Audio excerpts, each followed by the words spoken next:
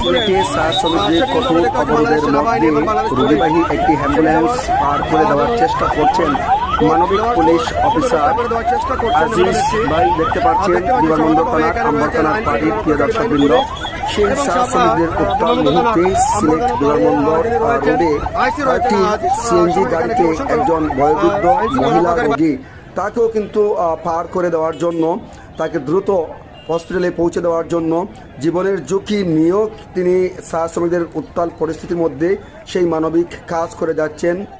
সিলেট বিমানবন্দর থানার আম্বরখানা পাড়ের আইসি মোহাম্মদ আজিজ, তিনি এমনটাই কাজ করে যাচ্ছেন। মানবিক একটি গুণ ওনার মধ্যে বিভিন্ন সময় বিভিন্ন প্যান্ডামিক কিংবা বিভিন্ন ক্রাইসিসের সময় দেখা যায়, যেখানে বাংলাদেশ সেনাবাহিনী পুলিশ সহ এখানে রয়েছেন সার্বিক নিরাপত্তার জন্য। তারপরে কঠোর একটি উত্তাল অবস্থান, চা শ্রমিকদের কঠোর কর্মসূচি চলছে, অবরোধ, সেখানে কিন্তু তিনি মানবিক কাজ করে যাচ্ছেন। আপনারা দেখছেন একটি সিএনজিতে একজন বয়োবৃদ্ধ মহিলা রোগী, তিনি কিন্তু কাঁদছেন সেই অবরোধের কারণে। তিনি ডাক্তারে যাবেন, তারপরে কিন্তু যেতে